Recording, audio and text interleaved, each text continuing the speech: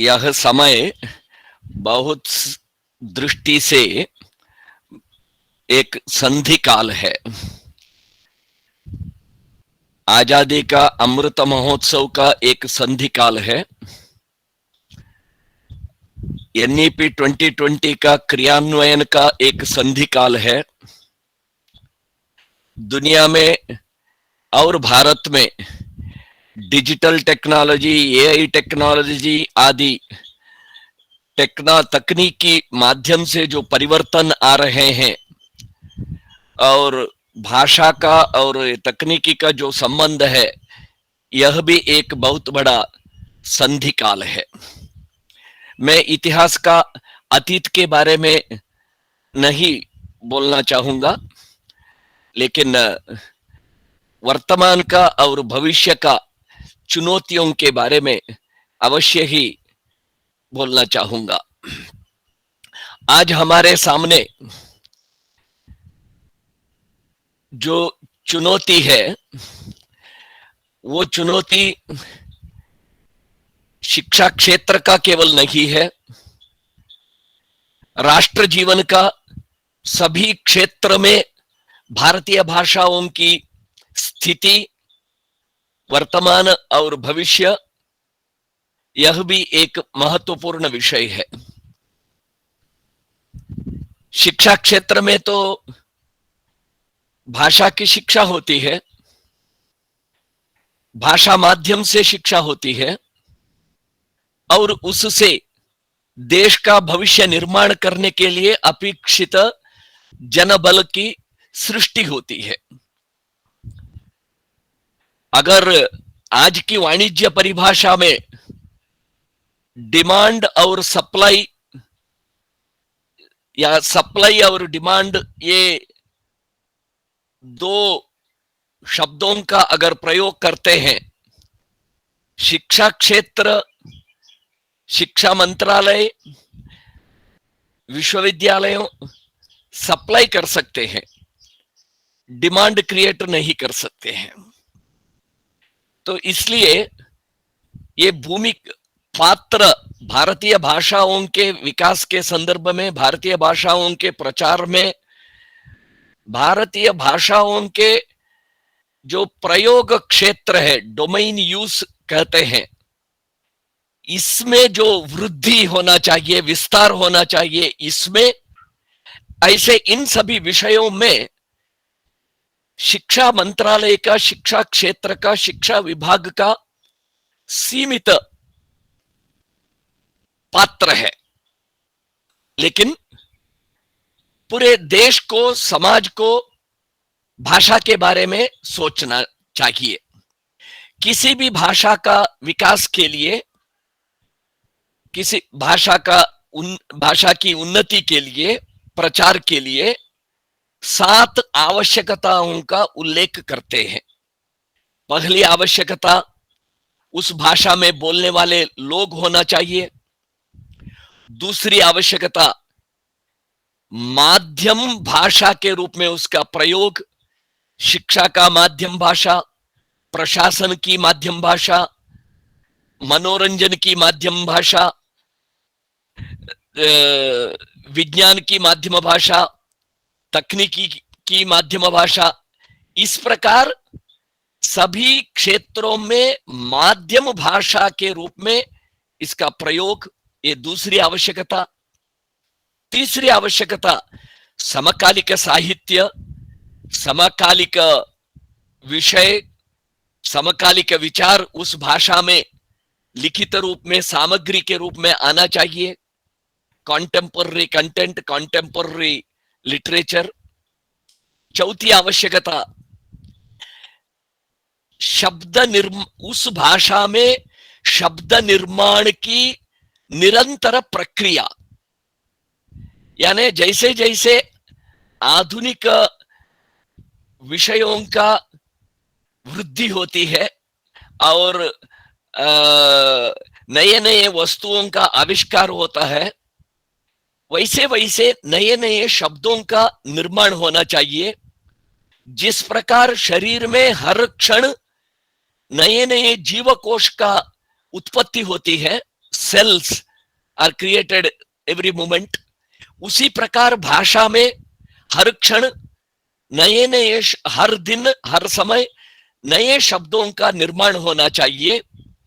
इस ये नए शब्द निर्माण जो प्रक्रिया है, यही संस्कृत की संजीवनी है। ये चौथी आवश्यकता। पांचवी आवश्यकता, एडेप्टेशन ऑफ द टेक्नोलॉजी। लोग बोलते हैं जब इंटरनेट प्रिंटिंग टेक्नोलॉजी आया था, जिन भाषाओं ने प्रिंटिंग टेक्नोलॉजी को एडाप्ट नहीं किया, ऐसे कई सैकड़ों भाषाएं विलुप्त हो गए, ऐसा बोलते हैं। अभी ये जो internet technology, AI technology, digital technology वगैरह आए हैं, ये टेक्नोलॉजी भी जिन भाषाओं में एडेप्टेशन नहीं होगा तो उन भाषाओं की बहुत समस्याएं होंगे। ये पांचवी आवश्यकता, एडेप्टेशन ऑफ द टेक्नोलॉजी। छठवीं आवश्यकता, भाषा सीखने के लिए जो सामग्री चाहिए, लर्निंग मटेरियल, टीचिंग मटेरियल और टीचिंग लर्निंग मटेरियल और व्यवस्थाएं, कई प्रकार के कोर्सेस। पहले तो ऑफलाइन होते थे फिजिकल मोड में, आज तो ऑनलाइन कोर्सेस भी होते हैं। कई प्रकार के, कई स्तर के, नाना प्रकार के भाषा सीखने का, सिखाने का कंटेंट कोर्सेस चाहिए। ये छठवीं आवश्यकता। और सातवीं आवश्यकता, आश्रय, पैटर्नेज। पुराने काल में तो राजाश्रय था, आज जनाश्रय, कॉर्पोरेट पैटर्नेज और स्टेट पैटर्नेज। स्टेट पैटर्नेज की चर्चा समय अधिकतर लोगों की दृष्टि केंद्र सरकार के प्रति होती है, लेकिन वास्तविकता से स्टेट, केंद्र सरकार से भी राज्य सरकारों का भाषा के प्रति ज्यादा योगदान हो सकते हैं। ऐसे 7 आवश्यकताएं जो है, इन 7 आवश्यकताओं के बारे में हर एक भाषा संदर्भ में हमें सोचना चाहिए, व्यवस्था करना चाहिए। इसके अलावा भी आजकल और भी कुछ आवश्यकताओं की आवश्यकता है। जैसे आज शिक्षा रोजगार से जुड़ी है। पहले तो साविद्या या विमुक्तये था, आज साविद्या या नियुक्तये हो गया, अपॉइंटमेंट के लिए, रोजगार के लिए। तो भाषा सीख के किसी भी भाषा में वो स्नातक, परास्नातक उपाधि प्राप्त करने के बाद क्या वो केवल शिक्षक ही बने, प्राध्यापक ही बने, या और अन्य रोजगारों में भी उसका प्रवेश होगा? अगर केवल शिक्षक और प्राध्यापक ही बनना भाषा सीख के, तो बहुत लिमिटेड, सीमित अवसर होगा। इसलिए रोजगार अवसर का भी विस्तार करना चाहिए, कराना चाहिए अगर भाषा का। तो अर्थ के साथ भाषा जुड़ना चाहिए या जोड़ना चाहिए। भाषा के लिए विजिबिलिटी, दर्शनीयता प्राप्त होना चाहिए। भाषा युवाओं की आकांक्षा की भाषा होना चाहिए, एस्पिरेशनल लैंग्वेज होना चाहिए। ऐसे कई चीजें हैं, इसके बारे में हमें सोचना है। तो विशेषतः आज शिक्षा क्षेत्र की चर्चा जब हम करते हैं, तब एक भाषा सिखाना, 2 भाषा सिखाना, 3 भाषा सिखाना, कितनी भाषा सिखाना, किन किन कक्षाओं में सिखाना, यह एक विषय है। लेकिन इससे भी महत्वपूर्ण विषय दूसरा है, वह है किस भाषा माध्यम से सिखाते हैं। भाषा सीखना सिखाना, इससे भी किस भाषा माध्यम से सीखते हैं सिखाते हैं, ये ज्यादा महत्वपूर्ण है। हम सब देख रहे हैं जो अंग्रेजी माध्यम से पढ़े लिखे लोग, पढ़े लिखे छात्र युवा होते हैं, वो अपनी मातृभाषा में बोल सकते हैं, लेकिन मातृभाषा में पढ़ना, आसानी से पढ़ना मुश्किल है उनको, लिखना तो बहुत और दूर की बात है। इसलिए कई लोगों का आज कहना है जो अंग्रेजी माध्यम से सीखे हैं, पढ़े हैं, ना उनकी अंग्रेजी ठीक है ना उनकी मातृभाषा ठीक है। ये परिस्थिति देश में अंग्रेजी का आंधी चल रहा है, उसके बारे में हमें अभी रोना नहीं है, हो रहा है, होने दीजिए। लेकिन देश में आज भारतीय भाषाओं के प्रति भी बहुत सतर्कता और जागृति हो रही है। आप देख रहे हैं एनईपी 2020 में 30 बार भारतीय भाषाओं का उल्लेख हुआ है। अभी तक किसी नीति में भी इतना मात्रा में भारतीय भाषाओं का उल्लेख और भारतीय भाषाओं के प्रति आग्रह नहीं दिखाया जितना अभी एनईपी 2020 में दिखाए है। ये एक बहुत महत्वपूर्ण विषय है। इसी प्रकार आज देश के प्रधानमंत्री, गृह मंत्री, अन्य सभी मंत्रियां, सभी देश के नायक, जननायक आज भारतीय भाषाओं में भाषण कर रहे हैं, भारतीय भाषाओं का प्रतिपादन कर रहे हैं। इससे भी देश में आज भारतीय भाषाओं के प्रति एक जागृति हो रही है। लेकिन गंतव्य बहुत दूर है, क्योंकि आज की स्थिति अगर हम देखते हैं,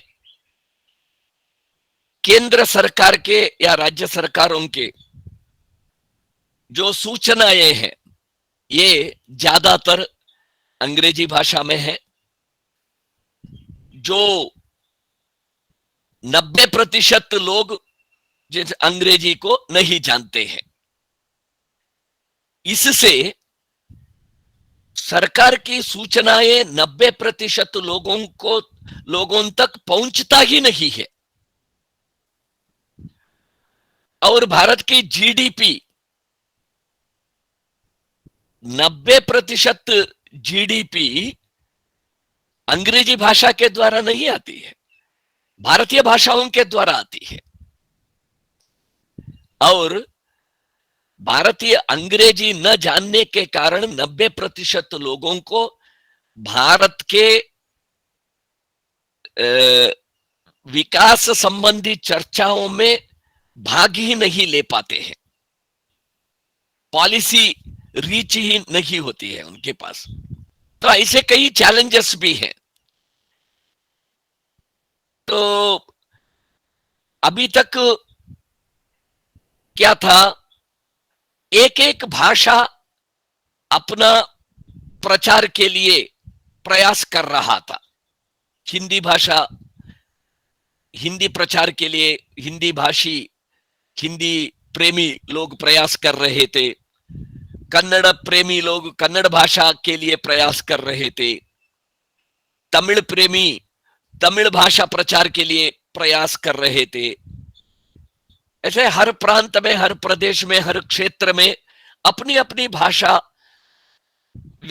विकास के लिए प्रयास कर रहे थे। लेकिन आजकल एक समूह भारतीय भाषा, ऐसा एक भारतीय भाषा समूह के रूप में प्रयास शुरू हुआ है और सभी को यह लग रहा है कि यह एक विकल्प के नाते अंग्रेजी के विकल्प के नाते भारतीय भाषा समूह उभर के आ रहा है। कभी कभी किसी भाषा के लिए इधर उधर थोड़ा कुछ विरोध हो भी सकता है, लेकिन भारतीय भाषा इस नाम से इस समूह के लिए कहीं कभी विरोध नहीं है, सभी का स्वागत है। यह भी एक महत्वपूर्ण विषय है। आजादी के अमृत महोत्सव काल में 75 साल के यात्रा के बाद आज सभी को कई कारणों से भारत की भाषा समस्या का हल मिलेगा, परिहार होगा, ऐसा सभी को लग रहा है। हम सब जानते हैं 1835 को मैकाले मिनट्स लिखा गया। अब 2035 को मैकाले मिनट्स के द्वारा लिखा हुआ मैकाले शिक्षण पद्धति का 200 साल पूरा होंगे। क्या हम भारत प्रेमी, भारत भाषा प्रेमी हम 200 साल के अंग्रेजी शिक्षा व्यवस्था, जो सेवकों के निर्माण के लिए जो शिक्षा व्यवस्था बनी थी, अंग्रेजी माध्यम से सेवकों का निर्माण करने की जो व्यवस्था थी, वो मैकाले इमारत 200 साल पूरा होने से पहले उसको गिराना नहीं चाहिए। हर एक भारतीय भाषा प्रेमी को, भारत प्रेमी को ये लगता है हमें संपूर्ण परिवर्तन करना चाहिए। ये जो कॉलोनाइजेशन हुआ, ये अंग्रेजी माध्यम से हुआ। अगर इसका डीकॉलोनाइजेशन करना है, वह फिर से भारतीय भाषा माध्यम से ही होना चाहिए। अंग्रेजी माध्यम 200 साल चला, इसका परिणाम क्या क्या हुआ हम सब जानते हैं। फिर भी एक दो उदाहरण मैं बताना चाहता हूं। भारतीय भाषा कृतियों का, चाहे वो संस्कृत भाषा की ग्रंथ हो, हिंदी का ग्रंथ हो, तमिल का ग्रंथ हो, इन सभी ग्रंथों का जब अंग्रेजी भाषा में अनुवाद हुआ या यूरोपीय भाषाओं में अनुवाद हुआ, तब कई कॉन्सेप्ट्स वहां यूरोप, भारत में जो कॉन्सेप्ट्स हैं, वो कॉन्सेप्ट्स यूरोप में न होने के कारण सही प्रकार से वो अनुवाद नहीं कर पाए। जैसा पाप जो है शब्द है, आप किसी से भी पूछिए पाप का अंग्रेजी शब्द क्या है, तुरंत वो बोलेगा सिन, SIN, सिन। ठीक है। पुण्य का आप पुण्य, इसका अंग्रेजी शब्द बताइए, कोई भी नहीं बता पाएगा, क्योंकि वो पुण्य कॉन्सेप्ट इंग्लिश लिटरेचर में है नहीं, यूरोप में है नहीं, उसमें उसके लिए शब्द ही नहीं है। नैवेद्य, भगवान के सामने जो नैवेद्य रखते हैं, उसका नैवेद्य का अंग्रेजी शब्द बताइए। पूजा के बाद जो प्रसाद मिलता है, प्रसाद के लिए अंग्रेजी शब्द बताइए, है नहीं। तीर्थ, अंग्रेजी शब्द बताइए, है नहीं। भगवान, भगवान शब्द का जो मूल अर्थ है, भग जिसके साथ भग ऐश्वर्य यस्य अस्ति सह भगवान, उस अर्थ का शब्द अंग्रेजी में मिलेगा नहीं। सभी के लिए गॉड एक ही शब्द है, वहां ईश्वर के लिए भी गॉड शब्द है, भगवान के लिए भी गॉड शब्द है, शिव के लिए भी गॉड शब्द है। हमारे यहां हर एक भगवान का नाम का अलग अलग अर्थ होता है। तो इसी प्रकार जब भारतीय भाषा कृतियों का अंग्रेजी अनुवाद हुआ, बहुत से शब्दों का डिस्टॉर्शन हुआ, अर्थ विपर्यय हुआ। उसी प्रकार यूरोपीय भाषाओं से भारतीय भाषाओं में जब अंग्रेजी आदि भाषाओं के कृतियों का भारतीय भाषाओं में जब अनुवाद हुआ, तब भी बहुत सी विकृतियां हुई, अर्थ विपर्यय हुआ। इस कारण से आज भारतीय भाषाओं में बहुत से भ्रम निर्माण हुआ है। एक जैसे धर्म शब्द का रिलीजियन इस अर्थ में प्रयोग हो रहा है। इस भ्रम के कारण आप लोकसभा का ध्येय वाक्य का अर्थ नहीं बता सकेंगे। लोकसभा का ध्येय वाक्य क्या है? धर्म चक्र प्रवर्तनाय।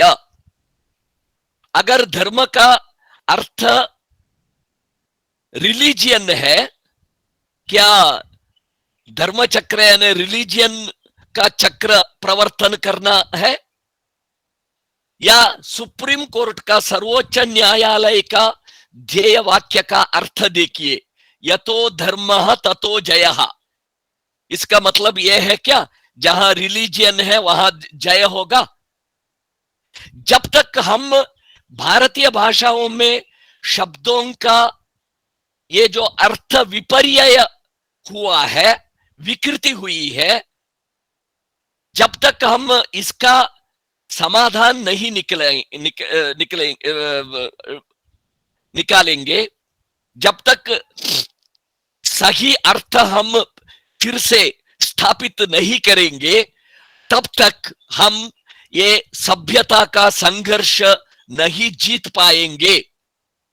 तब तक हम भारत का आत्म जागृति नहीं करा पाएंगे। तो ये भी एक हमारे आजादी का अमृत महोत्सव के इस कालखंड में भारतीय भाषा प्रेमियों का हम सबके सामने ऐसे कई चुनौतियां हैं। उन चुनौतियों में यह भी एक बड़ी चुनौती है कि सही अर्थ को भारत के प्रकृति के अनुसार, भारत की संस्कृति के अनुसार, भारतीय दर्शन के अनुसार, भारतीय तत्वों को प्रतिपादित करने के लिए भारतीय भाषाओं में भी जो जो काम करना है, ऐसा कई कार्य हमें आज सोचना है। तो ये भी एक चुनौती है। फिर देश विरोधी, धर्म विरोधी, या धर्म यानी मैं मूलार्थ में बता रहा हूं, ना रिलीजियन अर्थ में, या भारत विरोधी लोग कई बार भाषा को, समाज को, देश को तोड़ने के लिए, अलग करने के लिए भाषा का उपयोग करते हैं। लेकिन प्राचीन काल से भारत अगर एक है, एक राष्ट्र के रूप में, एक संस्कृति के रूप में, एकात्मता से, सहज स्नेह संबंध से भारत एक राष्ट्र के रूप में जीवित है, उसमें भारतीय भाषाओं का बहुत बड़ा योगदान है। भाषाओं के कारण भारतीय भाषा में जो सर्व समावेशक विचारधारा है, all inclusive thought process of this land, वो भारतीय भाषाओं का योगदान है। भारतीय भाषाओं के कारण आज भारत एक है। और ये अंग्रेजी आने तक, अंग्रेजों के आने तक भारत में कभी भी भाषा विरसता नहीं थी। भाषाओं के आपस में झगड़ा का कभी उल्लेख भी नहीं है। तात्विक दार्शनिक चर्चा हो रही थी, न भाषा का। भाषा झगड़ा ये स्वातंत्र्य के बाद ही शुरू हुआ या अंग्रेजों के काल में शुरू हुआ। तो और अनुवाद की आवश्यकता भी नहीं थी। भारत कभी एक भाषा भाषी देश नहीं था। भारत सदैव बहुभाषा भाषी देश था। सभी भाषाएं आपस में लेन देन करते हुए, आपस में पोषक रहते हुए सहजता से सहजीवन कर रहे थे। भाषा परस्पर पोषिका थी। कन्याकुमारी से कश्मीर तक, रामेश्वर, काशी तक जो तीर्थ यात्रा करते थे, कभी अनुवाद की आवश्यकता नहीं होती थी।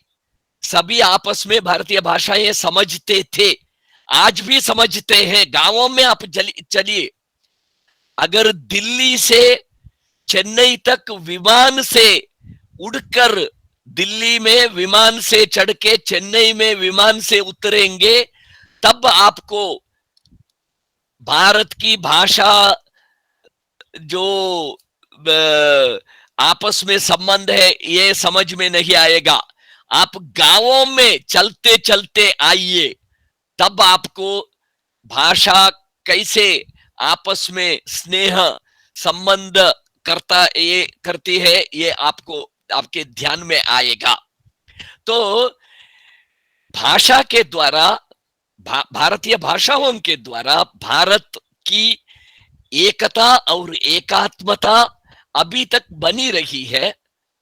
आगे भी भारतीय भाषाओं के द्वारा ही भारत की एकता, एकात्मता और सुदृढ़ होगा।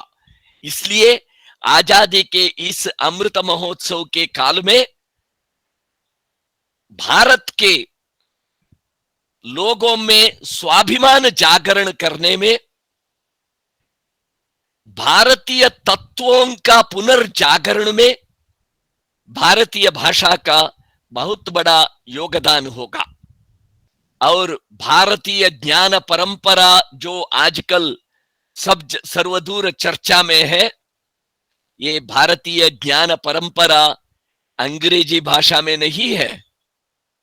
आज इंटरनेट में, यूट्यूब में सेकेंडरी सोर्सेस अंग्रेजी भाषा में होंगे, लेकिन मूलतः भारतीय ज्ञान परंपरा भारतीय भाषाओं में है।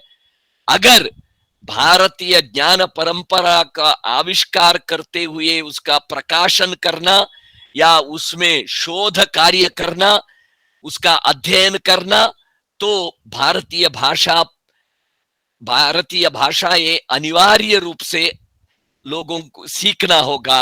और इस प्रकार भारतीय भाषाओं के द्वारा भारतीय ज्ञान परंपरा का पुनरुत्थान, भारतीय ज्ञान परंपरा का पुनरुत्थान से भारतीयता का पुनरुत्थान, भारतीयता का पुनरुत्थान से भारत का पुनरुत्थान, भारत का पुनरुत्थान से विश्व कल्याण।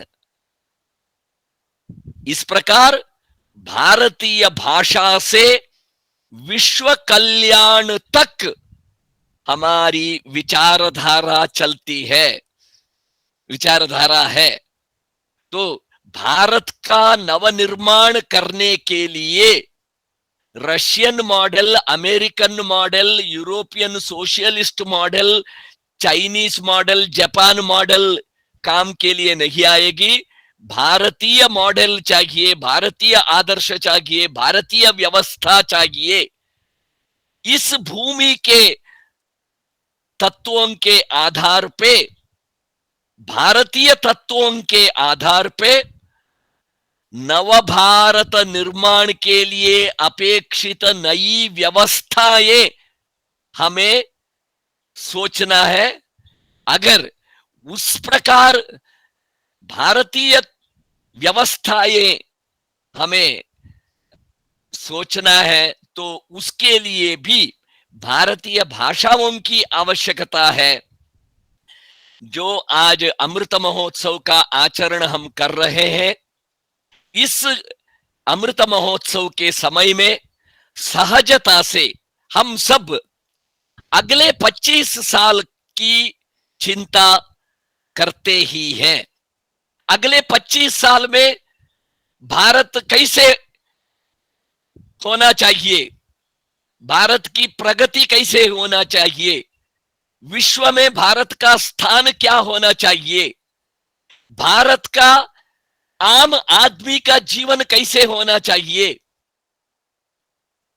अगर अगले 25 साल की योजना भारत का नवनिर्माण का, नवोत्थान का योजना हम अगर बनाते हैं अगले 25 साल के लिए, तो उसमें वो नवनिर्माण अंग्रेजी माध्यम से नहीं होने वाला है, भारतीय भाषा माध्यम से होने वाला है।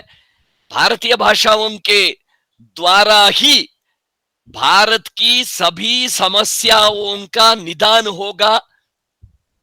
भारतीय भाषाओं के द्वारा ही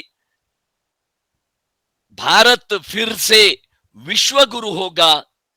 भारतीय भाषाओं का जो सेवक हम सब हैं, हमें भारतीय भाषाओं के बारे में, भारतीय भाषाओं को अपनाने में बहुत सोचना होगा। भारतीय भाषाओं की जन्मभूमि भारत में भारतीय भाषाओं की वृद्धि होना चाहिए। जन्मभूमि भारत में भारतीय भाषाओं का सार्वत्रिक प्रचार होना चाहिए। भारतीय भाषाओं की जन्मभूमि भारत में भारतीय भाषाएं शिक्षण का माध्यम भाषा होना चाहिए। भारतीय भाषाओं की जन्मभूमि भारत में भारतीय भाषा माध्यम से पढ़े हुए लोगों की रोजगार में प्राथमिकता होना चाहिए। और भारतीय भाषाओं की जन्मभूमि भारत में भारतीय भाषाएं सर्वत्र सर्वदा प्रतिध्वनित होना चाहिए। ऐसे भारतीय भाषा सरस्वती मां का हम उपासना करेंगे। सरस्वती की उपासना पुष्पों से अर्चना करके, आरती करके सरस्वती का उपासना नहीं करना। सरस्वती का दूसरा नाम वाग्देवी, वाग्देवी, वाग्देवी की उपासना, वाग्देवी की पूजा वचसा वाणी से करना चाहिए। इसलिए हम भारतीय भाषा माध्यम से बोलना, भारतीय भाषा माध्यम से लिखना, बोलना और लिखना, भारतीय भाषा से बोलना, भारतीय भाषा से लिखना, ये दोनों भी मां सरस्वती की पूजा ऐसा मानते हुए हम भारतीय भाषा के लिए जीवन करें। ये प्रार्थना के साथ मैं मेरी वाणी से विराम लेता हूं। धन्यवाद।